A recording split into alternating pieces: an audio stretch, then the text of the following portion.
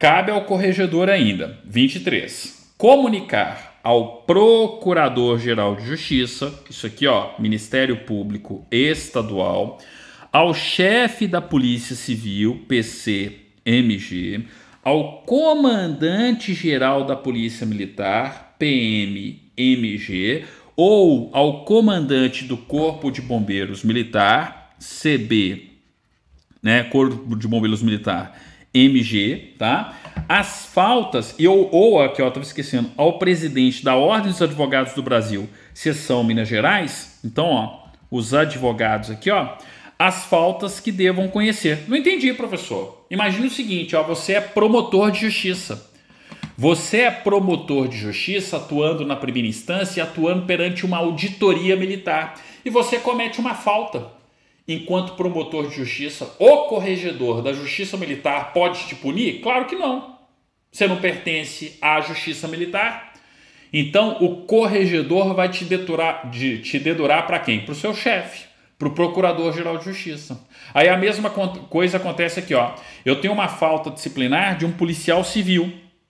Comunica, dedura para o chefe da Polícia Civil. Eu tenho uma falta cometida por um policial militar. Dedura para o comandante-geral da PM. Eu tenho uma falta cometida por um soldado, por exemplo, do Corpo de Bombeiros. Dedura o soldado para o Corpo de Bombeiros Militar, para o comandante. Ah, eu tenho uma falta praticada por um advogado. Dedura ele para a OAB, aqui ó, a OAB MG, a seccional da OAB MG. Espera aí, professor, eu já estudei o regimento interno do TJMG e lá no TJMG é a mesma coisa. É, todo corregedor faz isso. Ah, peraí, professor, eu já estudei o regimento interno do TRF e o corregedor lá na Justiça Federal também faz isso. Óbvio, gente.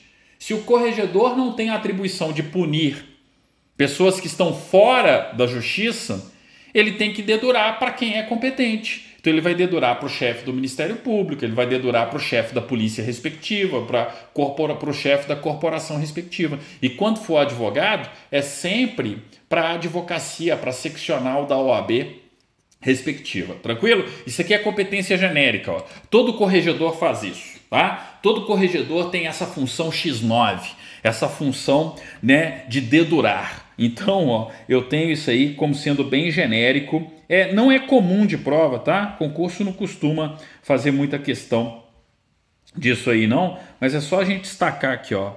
Vou dedurar pro chefe do Ministério Público quando a falta for de alguém do Ministério Público, para o chefe da PCMG quando for de um policial civil, para o comandante-geral da Polícia Militar quando for um policial militar, para o comandante-geral do Corpo de Bombeiros Militar quando for alguém dos bombeiros, e para a OAB MG, a seccional, quando for justamente um advogado que cometeu a falta. Tranquilo? Então é só raciocinar dessa maneira para qualquer tribunal, inclusive. 24. Requisitar das autoridades judiciárias e administrativas, civis ou militares, o esclarecimento e informações, os esclarecimentos e informações que julgar necessários ao exercício de suas funções. Então, eu, enquanto corregedor, a corregedoria vai baixar um provimento ou, né, uma portaria e eu preciso de informações de outras autoridades judiciárias, de autoridades administrativas, de autoridades civis ou militares. Por exemplo, em tempos de Covid-19, eu vou ter um provimento da corregedoria. Dá para eu ter o provimento da corregedoria tão somente com informações do próprio TJM? Não. Eu preciso das autoridades sanitárias do município, do estado. Então eu tenho aí essa requisição que é óbvia, né? Também não é muito comum de prova, não. Vamos lá, ó. Cabe ao corregedor. Podem marcar a incumbência, a atribuição aqui, ó, de número 25.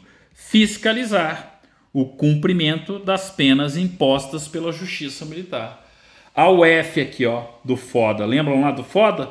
A UF aqui, ó, a função de fiscalizar o cumprimento das penalidades, das penas que foram impostas pela Justiça Militar. Podem marcar isso aí, tá? Aqui vale a pena marcar essa função fiscalizadora feita pelo corregedor. 26. Requisitar ao presidente do tribunal servidores necessários aos trabalhos de correição. Então, ó, a corregedoria não integra a estrutura do TJMMG. Aqui, ó, é segunda instância. quem trabalha na corregedoria é servidor de segunda instância. Então, o corregedor precisa requisitar ao presidente os servidores necessários para a realização dos trabalhos de correição na justiça de primeira instância, ok? Como é servidor de segunda instância, quem tem que fazer a designação dos servidores que irão atuar na correição é o presidente. Aqui vale a pena marcar também em termos práticos de prova, tá? Não precisa colocar aquelas setinhas, não é tão comum, não é tão recorrente, mas vale a pena dar destaque aí. 27. Representar ao tribunal anualmente, ó, isso aqui é questão de prova, ó, anualmente, tá? Até o mês de março, relatório das atividades da corregedoria, com a apreciação dos trabalhos dos conselhos de justiça e auditorias, prestação de contas. Uma prestação das atividades, melhor dizendo, né? E não das contas, porque eu não tenho questões financeiras em regra aqui, ó. Mas é uma prestação das atividades, né, feitas pela corregedoria. Então, ó, apresentar ao tribunal anualmente, e aí detalhezinho típico de prova, né? Até o mês de março, o relatório com as atividades da corregedoria referentes aí aos conselhos de justiça e das auditorias, tá? Então, ó, aqui, ó, cuidado com isso aqui, ó, até o mês de março. Então, a prestação de contas, no sentido de uma prestação das atividades desenvolvidas pela corregedoria no âmbito da fiscalização dos trabalhos dos conselhos de justiça e das auditorias. Como é que estão os conselhos? Como é que está a demanda? Como é que está... Enfim, todas as informações, né? Então é um relatório anual que o corregedor precisa submeter ao tribunal pleno, tá? Lembrando que sempre que fala tribunal é o TP, é o tribunal pleno em si, tá? Cuidado aí com o 27. Depois, ó, 28. Exercer o controle da Polícia Judiciária Militar. Adivinha o que vocês vão fazer com o 28? Óbvio, né? Marcar e dar bastante destaque aqui, ó. Aqui está expressamente o controle da Polícia Judiciária Militar, que vai ser responsável pela realização dos IPMs, dos inquéritos policiais militares. Eu já bati nessa tecla. Depois não digam que eu não avisei, tá? Quem faz correição, quem exerce o controle da Polícia Judiciária Militar é o corregedor do TJMMG. Tá aqui, ó, bem, né, coladinho aí para vocês não esquecerem, tá? Quem exerce o controle da Polícia Judiciária Militar é o corregedor do TJMMG. De novo, isso retira o controle externo da atividade policial, que é função institucional do Ministério Público? Claro que não. O Ministério Público do Estado de Minas Gerais realiza controle externo da atividade policial? Claro que sim. Então eu estou falando de dois controles. O controle que é feito pela Corregedoria do TJMMG e o controle que é feito pelo Ministério Público. A realização de um não prejudica a realização do outro. Entenderam? De novo, ó, eu estou falando isso para vocês, tá? Depois não digam que eu não avisei. Bem, 29. Propor ao tribunal. Então, ó, estou propondo ao tribunal a convocação de conselho extraordinário quando entender necessário. Peraí, professor, não entendi. Que coisa esquisita é essa? É uma coisa esquisita que vocês vão marcar. Por que é uma coisa esquisita que vocês vão marcar? Porque é uma coisa esquisita que pode aparecer na prova, tá? É o seguinte, ó, eu não tenho conselhos de justiça atuando na primeira instância? Eu tenho um determinado número de conselhos de justiça hoje em dia. Mas é o seguinte, ó, numa situação esporádica, excepcional, aumentou muito a demanda. Eu posso criar uma espécie de conselho extemporâneo. Aumentar, se eu não me engano, atualmente a gente tem 4 auditorias militares e, consequentemente, 4 conselhos de justiça. Pode surgir o 5º? Pode, havendo necessidade. Peraí, professor, isso não é a criação de um juízo de exceção? Não, não é juízo de exceção, porque ele vai ter a mesma competência dos outros. Eu só estou aumentando para dar vazão. Eu não estou afrontando o princípio do juiz natural. Eu não estou criando um juízo de exceção, uma primeira instância de exceção. Eu só estou aumentando. É como se fosse, gente, na justiça comum, o surgimento de uma vara extemporânea, tendo em vista um aumento da demanda, entenderam? Então, ó, quem está propondo, perceba que não é o corregedor quem cria, ele propõe ao tribunal a convocação desse conselho extraordinário quando entender necessário. E aí vai lá, tendo em vista a previsão legal, a possibilidade, tendo em vista que uma auditoria militar foi criada em lei, mas ainda não foi instalada, entenderam? Porque é o seguinte, eu tenho as auditorias e conselhos criados por lei e as auditorias e conselhos instaladas, é igual vara. A lei de organização judiciária cria a vara, só que quem precisa instalar a vara? O TJMG, entenderam? Então eu sempre tenho essa diferença, existem mais varas criadas por lei do que varas instaladas. Na justiça militar é a mesma coisa, você tem mais auditorias e conselhos criados por lei do que devidamente instalados. Por quê? Porque não necessariamente você precisa ter instalação de todos, não tem demanda para isso. Mas vamos supor que esporadicamente surge a demanda de um novo conselho, você cria ali um conselho extraordinário, depois você desinstala ele. A lei criou, vem a resolução do Tribunal Pleno e instala, entenderam? Propor ao tribunal, ó, o TP vai instalar esse conselho por resolução. A criação está na lei, por isso que não é afronta ao princípio do juiz natural, entenderam?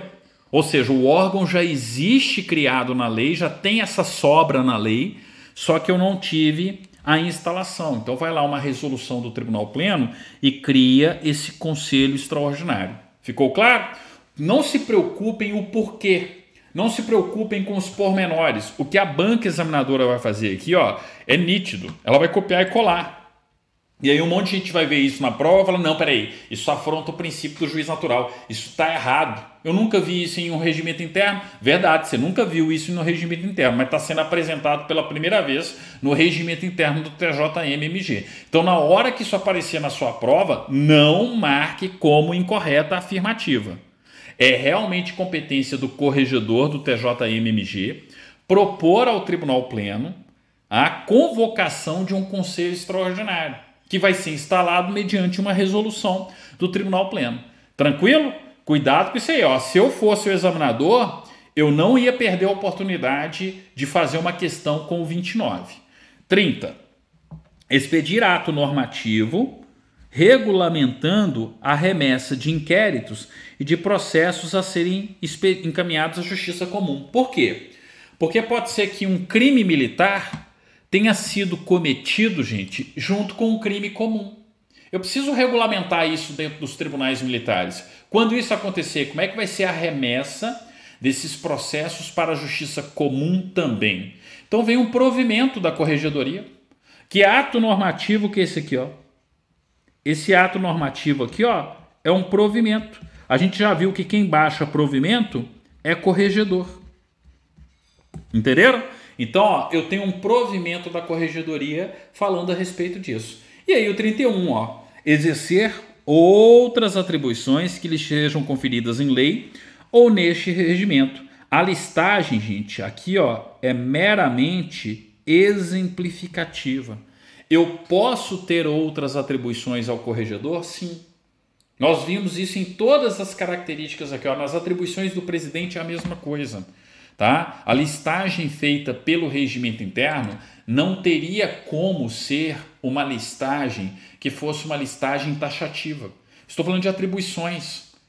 E atribuições sempre pode surgir mais uma. Tá? Então, tanto para o presidente quanto para o corregedor, a listagem não é uma listagem taxativa, é uma listagem meramente exemplificativa. Ok? Então, ó, cuidado, corregedor importante. Na minha opinião, tá? Vai ter uma questão. Vai ter uma questão comparando o corregedor com o Tribunal Pleno. Vai ter uma questão comparando o corregedor com o presidente do TJM-MG. Quer garantir um ponto?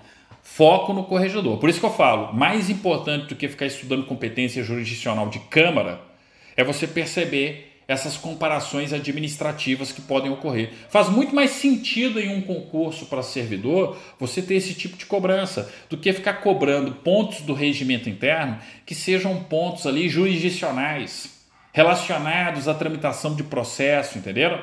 Eu sei que o edital colocou o regimento interno inteiro, não vai cair o regimento interno inteiro, gente.